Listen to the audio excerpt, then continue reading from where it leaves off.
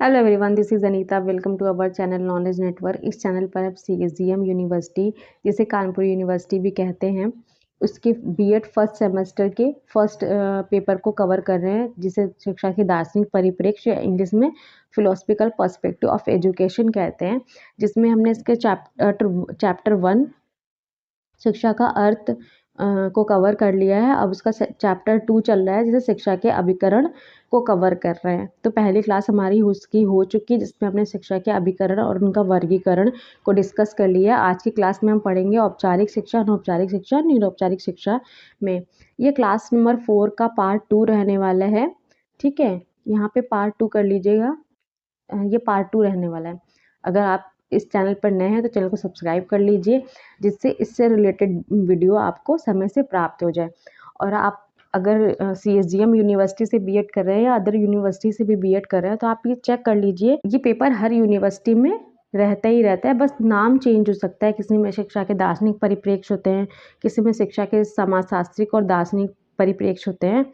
तो आपके लेकिन टॉपिक अंदर के सेम रहते हैं। ठीक है, तो स्टार्ट करते हैं। तो आज हम पढ़ेंगे शिक्षा के प्रकार, रूप। क्वेश्चन पेपर में अगर ये इस तरह से ही पूछ सकता है, उसके प्रकार बताइए, रूप बताइए, स्वरूप बताइए, तो आप इन तीनों को डिस्क्राइब करेंगे। ठीक है, तो आप इसको डायग्राम की तरह भी बना सकते हैं। आप ऐसे करके फिर वहाँ पे औपचारिक, अनौपचारिक और निरौपचारिक शिक्षा को यहाँ पे ऐसे लिख सकते हैं ब्रैकेट में, और हाईलाइट भी कर सकते हैं। ठीक है, इससे अच्छा इम्पैक्ट पड़ता है एग्जामिनर पे। तो आप आंसर राइटिंग करते समय बीएड के एग्ज़ाम में ऐसे ही करेंगे। ठीक है, अब 1 बाय 1 इन्हें देखते हैं। औपचारिक शिक्षा, जिसे फॉर्मल एजुकेशन कहते हैं। अनौपचारिक शिक्षा, इनफॉर्मल एजुकेशन। और निरौपचारिक शिक्षा, जिसे नॉन फॉर्मल एजुकेशन करते हैं। अब 1 बाय 1 हम इसको डिस्कस कर लेते हैं।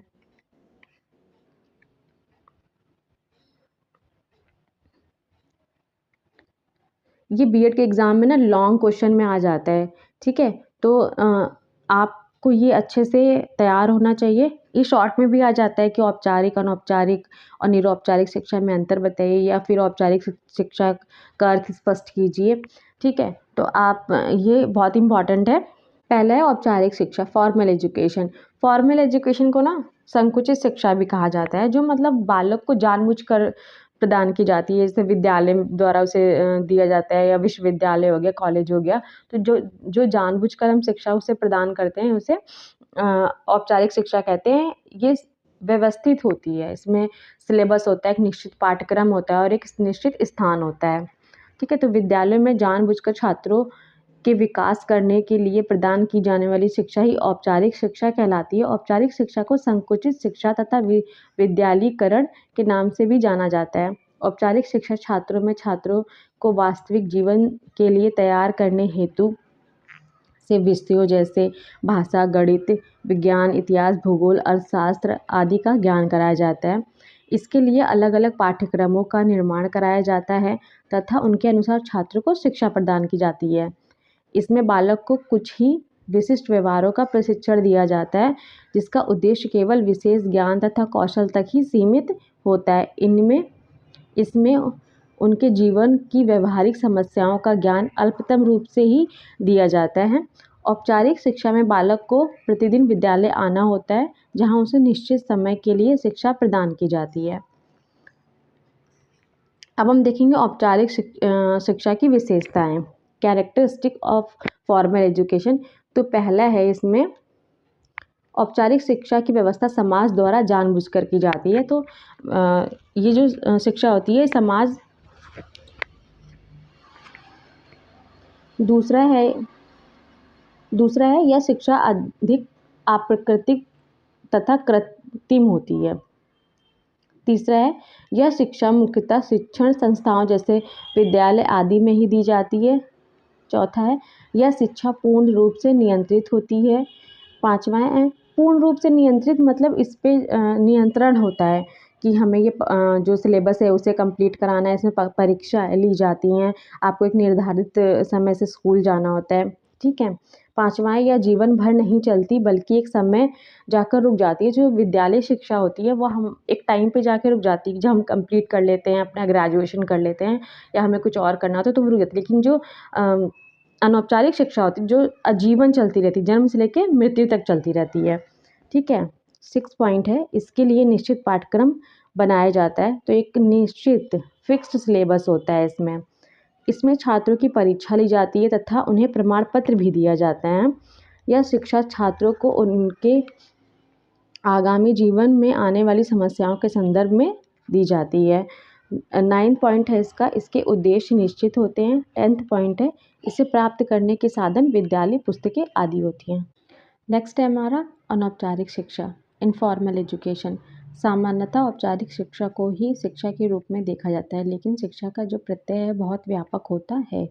केवल पढ़ना लिखना सीखना तथा कुछ विषयों का ज्ञान प्राप्त कर लेना ही शिक्षा नहीं है, बल्कि व्यक्ति जो कुछ भी सीखता है वह शिक्षा ही होती है। विद्यालय से बाहर बालक अपने अच्छे बुरे अनुभवों से बहुत कुछ सीखते हैं। वे अपने व्यवहारों तथा दूसरे व्यवहारों से भी बहुत कुछ सीखते हैं। इसके अलावा छात्र अपने ज्ञानेंद्रियों के मूल अनुभवों से भी बहुत कुछ सीखते हैं। यही शिक्षा अनौपचारिक शिक्षा कहलाती है। छात्र विद्यालय के बाहर अपने दैनिक जीवन में अपने ज्ञानेंद्रियों तथा अनुभवों से जो कुछ भी सीखते हैं वह अनौपचारिक शिक्षा के अंतर्गत आता है। औपचारिक, यहाँ पे अनौपचारिक शिक्षा होगी और अनौपचारिक शिक्षा बालक के जीवन भर चलती है। मतलब ये जन्म से लेकर मृत्यु तक चलती है। बच्चा केवल विद्यालय से ही नहीं, समाज में रहकर व्यक्तियों से, खेल के मैदान से भी सीखता है। अनौपचारिक शिक्षा को वास्तविक शिक्षा तथा व्यापक शिक्षा के रूप में भी जाना जाता है। मतलब अनौपचारिक शिक्षा को वास्तविक शिक्षा, ठीक है, एक ये हो गया वास्तविक शिक्षा तथा व्यापक शिक्षा के रूप में भी जाना जाता है। इसमें बालक सीखने के लिए स्वतंत्र होता है। कोई निश्चित शिक्षक तथा पाठ्यक्रम नहीं होता है और ना ही कोई विद्यालय। बालक जब चाहे जो चाहे वह सीख सकता है। बालक जिन व्यक्तियों के संपर्क में आकर बालक कुछ भी सीखता है वे सब उसके शिक्षक बन जाते हैं। जिस स्थान पर सीखने का कार्य चलता है वह स्थान विद्यालय बन जाता है। ठीक है, अब अनौपचारिक शिक्षा की विशेषताएं। यह शिक्षा आकस्मिक होती है। इसके लिए समाज को विशेष व्यवस्था करने की नहीं पड़ती। मतलब ये आकस्मिक होती है, इसके लिए कोई व्यवस्था करने की ज़रूरत नहीं होती है। यह अधिक स्वाभाविक, सरल तथा प्राकृतिक होती है। इस शिक्षा में विद्यालय जैसे विशेष शिक्षण संस्थानों की कोई आवश्यकता नहीं होती, बल्कि बालक कभी भी कहीं भी कुछ भी सीखता है, जैसे घर, खेल का मैदान, मंदिर, सामाजिक मंडी आदि। नेक्स्ट पॉइंट है, इसके लिए बालक को अपने चारों ओर के वातावरण, घर, परिवार, आस पड़ोस आदि पर निर्भर रहना पड़ता है। नेक्स्ट पॉइंट है, यह शिक्षा बालकों को अधिक स्वतंत्रता देती है।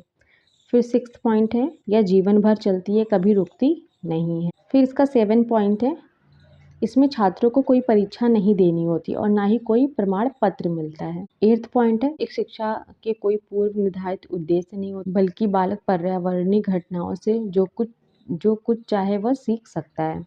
अब हमारा लास्ट आता है निरौपचारिक शिक्षा, नॉन फॉर्मल एजुकेशन।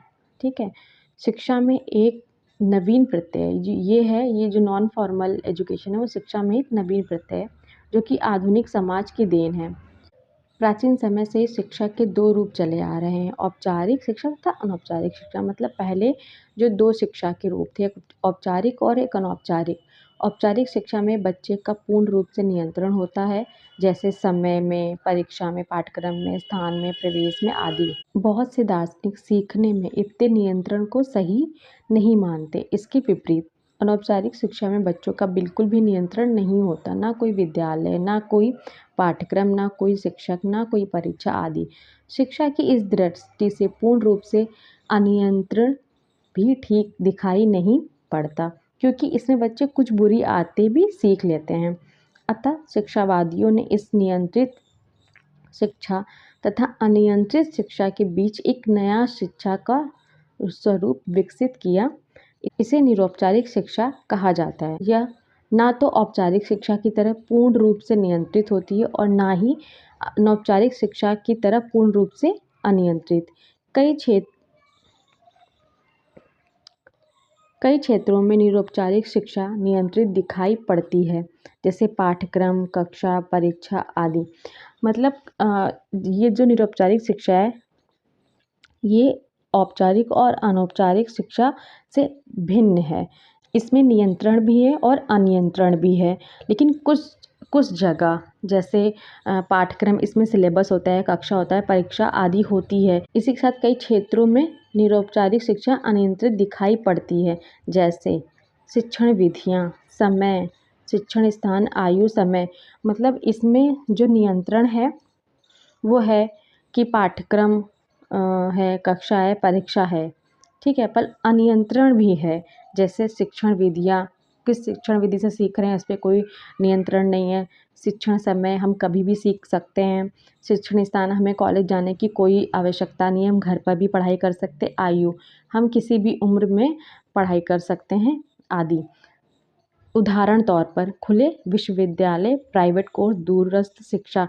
जो खुले ओपन यूनिवर्सिटी होती है, इसमें हमें कॉलेज जाके शिक्षा ग्रहण करने की ज़रूरत नहीं होती है, इसमें हम घर पर रहकर पढ़ाई कर सकते हैं। प्राइवेट कोर्स हो गया, जैसे कोई प्राइवेट कोर्स करते, दूरस्थ शिक्षा भी इसी का ही रूप है।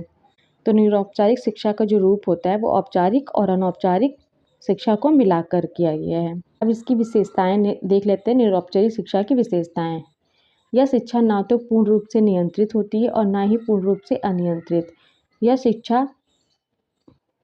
यह औपचारिक शिक्षा तथा अनौपचारिक शिक्षा के मध्य का मार्ग है। यह बढ़ती हुई जनसंख्या के बढ़ती शिक्षा की मांगों को पूर्ण करने में सक्षम है। यह शिक्षा पर होने वाले प्रति छात्र व्यय को कम करने में सहायक है। यह विकलांग तथा बाधित छात्रों के लिए वरदान है। इसमें छात्रों की परीक्षा ली जाती है तथा उन्हें प्रमाण पत्र भी प्रदान किया जाता है। इसका पाठ्यक्रम निश्चित होता है। अगर आपको क्लास अच्छी लगी हो तो क्लास को लाइक ज़रूर करिएगा। और हाँ, इससे रिलेटेड जो भी आपको क्लास की जो लिंक है वीडियो को डिस्क्रिप्शन में मिल जाएगी। और अगर आपको हमारा पेड नोट्स परचेज़ करना है तो उसका कॉन्टैक्ट नंबर भी आपको डिस्क्रिप्शन में मिल जाएगा। आप हमारे इंस्टा पे मैसेज कर सकते हैं, आप हमें डायरेक्ट भी मैसेज कर सकते हैं। मिलते हैं नेक्स्ट क्लास में, जिसमें हम इन तीनों में औपचारिक और अनौपचारिक, निरौपचारिक शिक्षा में अंतर को समझेंगे। Till then take care.